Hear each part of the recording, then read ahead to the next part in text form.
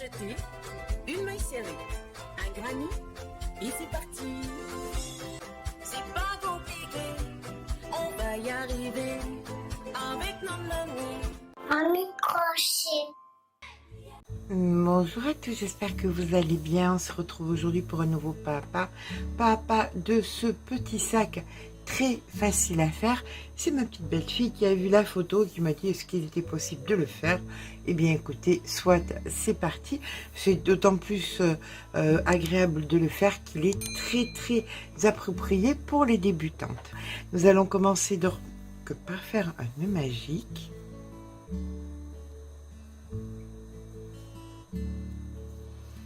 On vient faire 2 mailles en l'air, ceci remplaçant une bride, et là maintenant à l'intérieur nous allons faire 7 brides.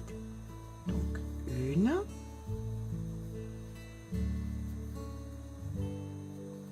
2, 3,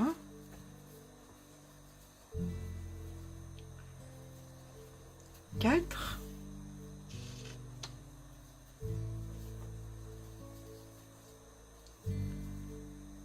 5,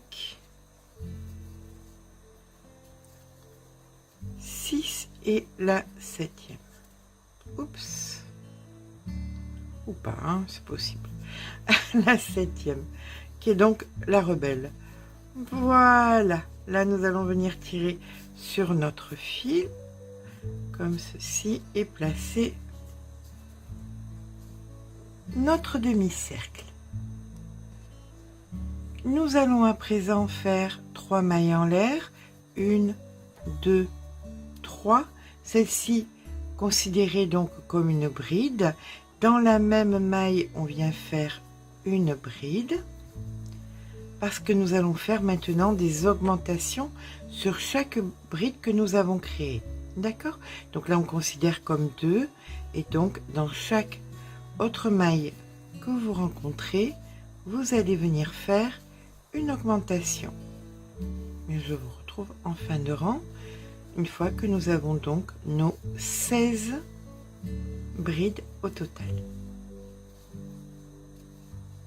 Une fois que nous sommes à la fin du rang, on va faire exactement la même chose, c'est-à-dire que nous allons venir faire 1, 2, 3 mailles en l'air, celle-ci considérée comme une bride, et maintenant sur chaque bride que nous avons créée, nous allons faire une seconde bride pour créer des augmentations. Donc ici nous en avons 2, sur la suivante on refait 2 brides, donc 1, 2 et ainsi de suite. Nous avions donc 16 brides au départ. À la fin de ce rang, nous en aurons 32. Nous allons à présent venir faire 1, 2, 3 mailles en l'air. On tourne le travail. Dans la maille d'après, nous venons faire une bride, une maille en l'air. On passe une maille. Dans la maille d'après, une bride, une maille en l'air, on passe une maille, et ça vous le faites donc jusqu'à la fin du rang. Maille en l'air, on passe une maille, une bride, etc. On se retrouve à la fin du rang. Arrivé en fin de rang, on vient ici faire notre bride, suivi donc de 1, 2, 3 mailles en l'air. On tourne le travail. Dans la même, ici nous faisons une bride. Dans l'espace, on vient faire une bride. Sur les brides, on fait des augmentations, c'est-à-dire 2 brides, 1 et 2. Dans l'espace, une bride, et ainsi de suite. Dans les espaces, une bride. Sur les brides, une augmentation, c'est-à-dire 2 brides. D'accord? Allez, je vous retrouve en fin de rang. Nous venons faire donc ici notre bride, suivi d'une augmentation,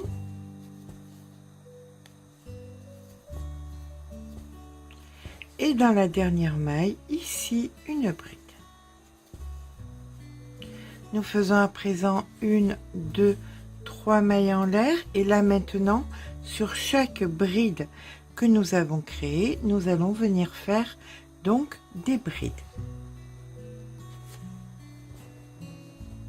Donc pas sur la première, hein, celle-ci considérée pour celle-ci. Donc à partir de là, dans chaque bride précédente, nous faisons une bride. Je vous retrouve donc en fin de rang. Nous allons à présent venir faire 3 mailles en l'air, on tourne le travail. Et là, le rang de maintenant, ça va être, donc celle-ci, c'est considéré comme la première donc bride, mais ensuite nous allons faire sur les secondes des augmentations. Donc 1 et 2. Celle qui suit une bride normale, celle qui suit une augmentation.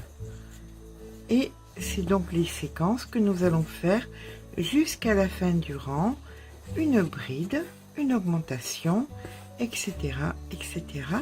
On se retrouve à la fin du rang.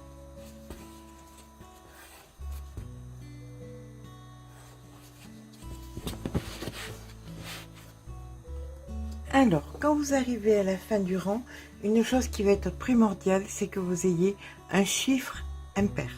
Alors, peu importe, là, par exemple, j'ai fait donc mon augmentation, ma bride, voilà, c'est mis comme ça, mon augmentation, ma bride. Donc, si je venais faire une augmentation ici, j'aurais un chiffre pair. Donc, pour éviter ça, je ne fais pas une augmentation, mais je mets 3 brides dans la même pour avoir un chiffre impair. Voilà, c'est impératif d'avoir sur ce rang un chiffre impair. D'accord?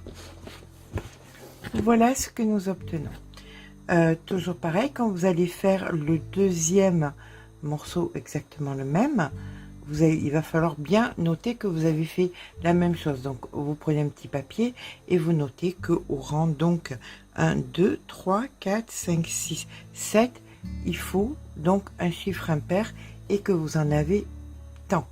D'accord? Allez, c'est parti. Un chiffre impair, pourquoi? Parce que là, nous allons faire 3 mailles en l'air. On tourne le travail et nous allons venir faire des brides. Donc ici, dans la même, nous faisons une bride, une maille en l'air. On passe une... On va faire des résides, pardon. On passe une maille en l'air. On passe une maille, une bride. Une maille en l'air, on passe une maille, une bride. Et ça, on le fait jusqu'à la fin du rang. Donc, maille en l'air, on passe une maille, une bride. Je vous rejoins donc à la fin du rang. Nous terminons donc le rang en faisant, donc on passe une maille. Ici, on vient faire une première et une seconde bride.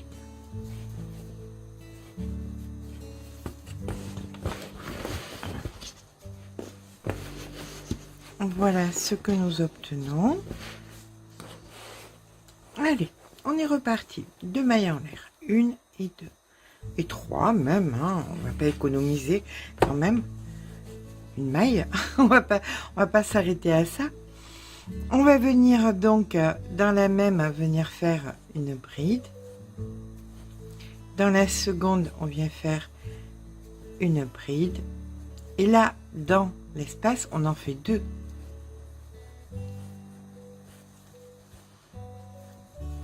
Donc 1 et 2. Et on fait pareil. Dans chaque espace, on vient faire 2 brides. 1 et 2.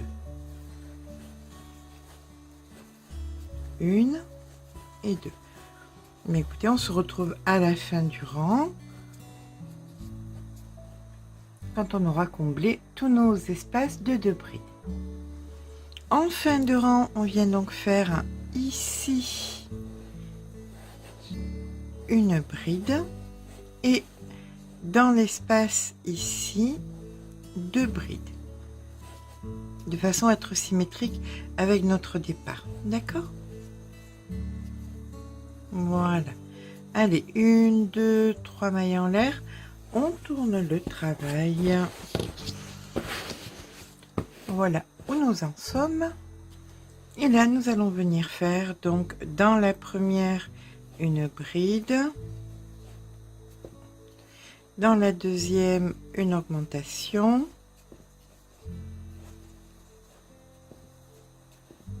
Deux brides individuelles. Donc, 1, 2. Dans celle d'après, une augmentation. 2 brides individuelles. 1, 2. Dans celle d'après, une augmentation. Et ainsi de suite jusqu'à la fin du rang. Donc, 2 brides et une augmentation, de bride une augmentation. On termine donc le rang avec donc une augmentation, une bride et dans la dernière maille ici une bride. Voilà.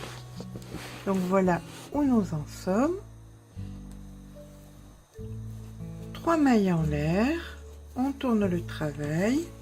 Et là maintenant, c'est le rang où on triche et où on fait en sorte d'avoir un rang de mailles impaires. D'accord? Donc si ça tombe bien, bien. Si ça tombe pas bien, bien écoutez, vous en rajoutez une, c'est pas grave. Donc on fait tout notre rang d'une bride dans une bride. Seule petite chose à voir, c'est qu'à la fin du rang, il faut avoir un nombre impair de mailles.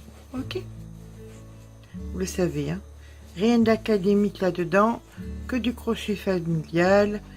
Si on ne rentre pas par la porte, on rentre par la fenêtre. On se débrouille toujours à arriver à faire ce qu'on veut faire. Allez, c'est parti. Donc voilà, une fois que nous avons notre nombre de mailles impaires, eh bien on va venir faire un rang de résille. Donc 3 mailles en l'air, on tourne le travail, une bride dans la même, et c'est parti pour une maille en l'air. On passe une maille,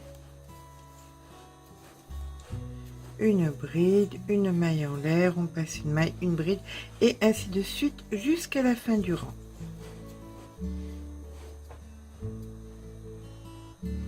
Lorsque nous arrivons en fin de rang, on fait donc la maille en l'air et dans la dernière maille, on vient faire 2 brides. Donc 1 et 2.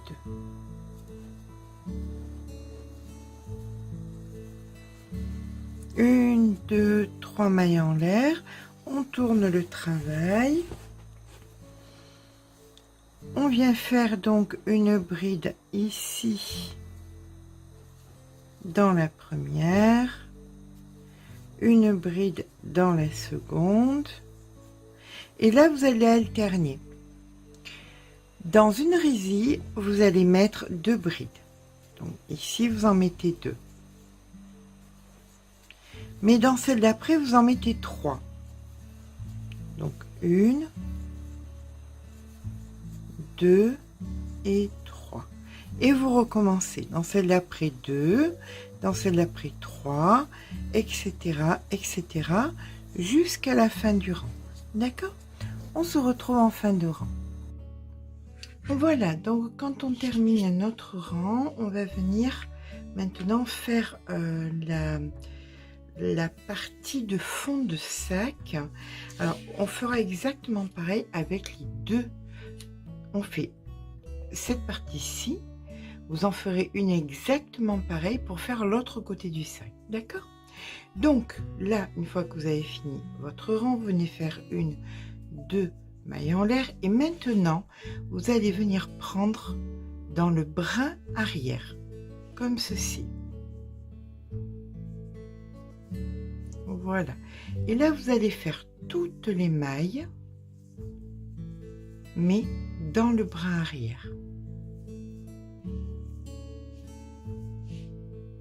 ni plus ni moins, d'accord?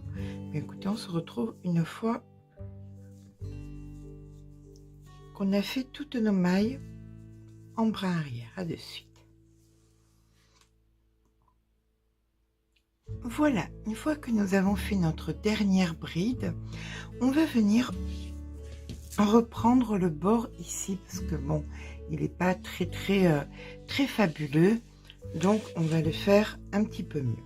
Pour ça, on va venir donc faire une maille en l'air, une maille serrée ici à l'intérieur. Ici, nous allons faire une autre maille serrée.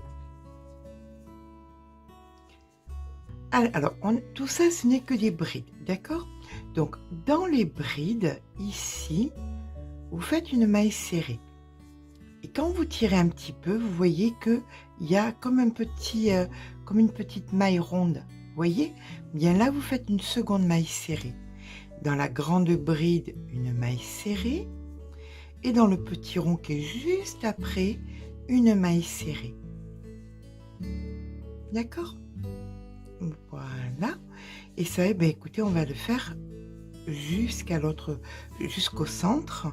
Et au centre, vous faites exactement la même chose. Dans les grandes parties des brides, ici, une maille serrée. Dans les petits ronds, maille serrée. Ici, maille serrée. Dans les petits ronds, maille serrée. Et ainsi de suite jusqu'à en haut.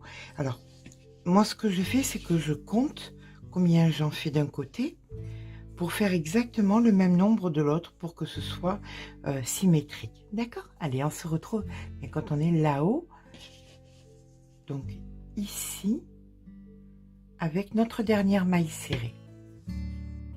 Voilà, donc pour exemple, là, j'ai fait 27 mailles serrées et dans le rond, ici, c'est ma 28e. Donc je serre bien, je viens plaquer le fil et je repars pour 27 mailles serrées de façon à ce que ce soit symétrique, d'accord? Eh bien écoutez, je vous retrouve quand j'ai fini mes 27 mailles serrées. À de suite. Donc voilà, une fois que j'ai récupéré, que j'ai refait mes mailles serrées sur le bord, et bien on voit bien que le bord est quand même plus agréable à regarder. Maintenant, il me faut simplement faire exactement le même ouvrage pour pouvoir compléter notre sac. Voilà, comme ma deuxième partie est terminée, je vais venir les mettre dos à dos. Alors là, j'ai pas fermé mon sac, j'ai pas fait de nœud, hein. Voilà, donc je viens les mettre dos à dos, comme ceci, de façon à pouvoir joindre. Alors, on voit bien dans quel sens vont les rebords, ils sont à l'opposé, comme ceci. Là, on va venir les plaquer l'un contre l'autre et on va venir les joindre l'un contre l'autre. Pour ça, donc je viens dans le brin du centre ici, je récupère le fil comme ceci et je viens, voilà, faire ici ma première maille. Et là maintenant, je vais venir joindre bord à bord, mais en prenant uniquement ici et là le centre et le centre. D'accord, les brins du centre et le brin du centre. Et là, je fais donc une maille coulée.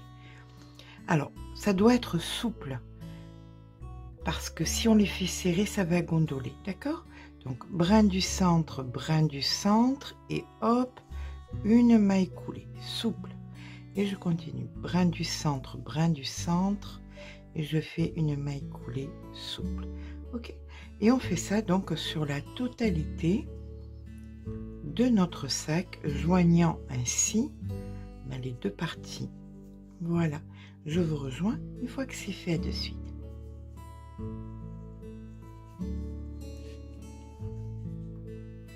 Voilà. Voilà, et bien quand on a fini de coudre la totalité du sac, on vient faire un nœud et on vient tout simplement rentrer le fil. Donc pour faire l'anse, on va pas s'embêter, on va faire un cordon roumain qu'on a fait il n'y a pas longtemps pour faire des petits bracelets. Alors pour faire un cordon roumain, on va doubler le fil tout simplement, venir prendre un crochet en numéro 6 et nous allons venir faire donc 3 mailles en l'air. Donc 1,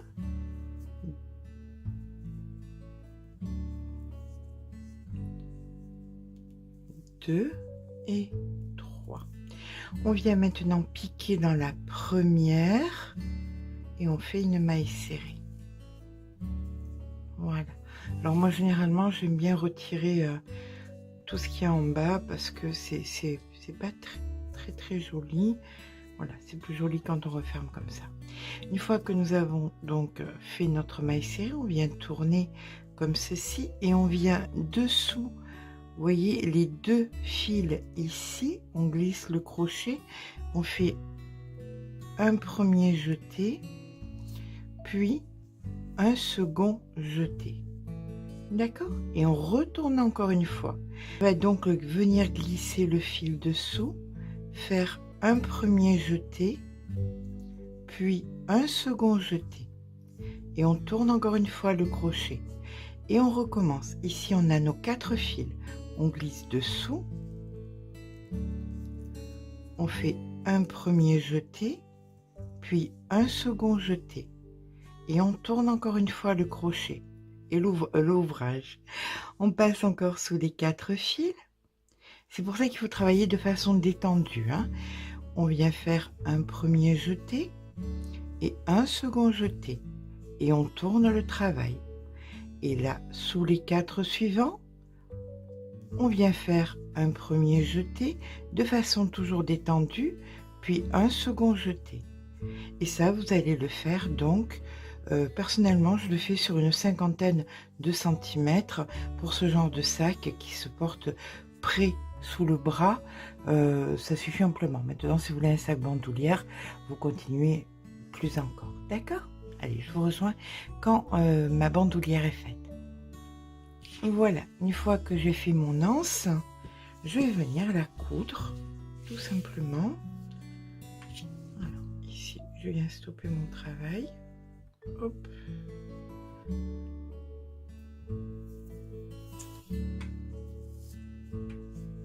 Comme ceci.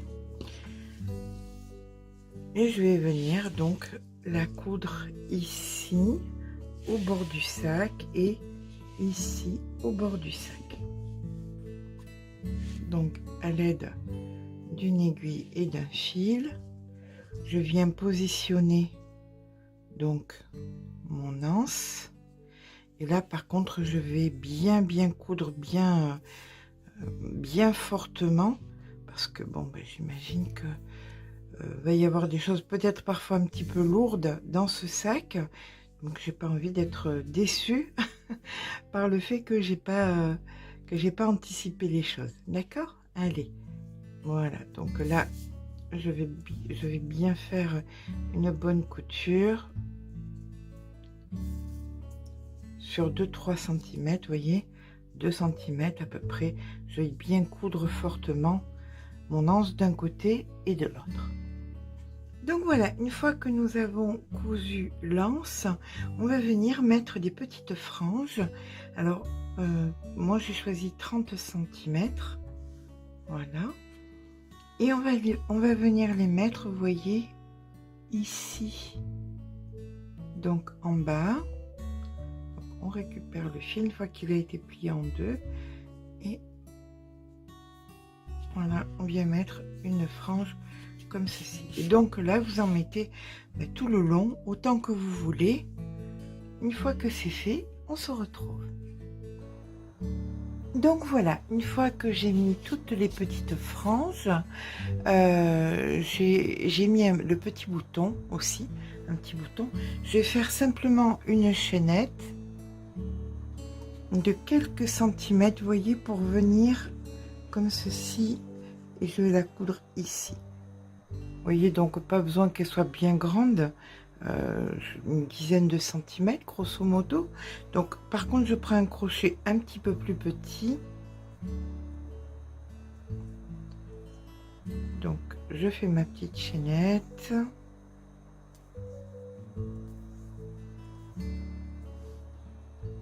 Voilà, une fois que la chaînette est faite, eh bien, je vais venir la coudre tout simplement à l'intérieur, ici, de l'autre côté, vous voyez, là, du sac. Et bien voilà, notre sac est à présent terminé. Alors, vous pouvez le doubler si le cœur vous en dit. Pour ma part, comme c'est un sac d'été, un sac à mener à la plage, c'est bien plus pratique. On le secoue, il y a tout le sac sable qui tombe. C'est une façon de voir les choses. J'espère que ce petit pas à pas vous aura plu. Si c'est le cas, eh bien, écoutez, n'hésitez pas à laisser un petit pouce en l'air parce que ça fait toujours plaisir. Mais surtout, abonnez-vous. Je vous fais de gros bisous et je vous dis à très vite.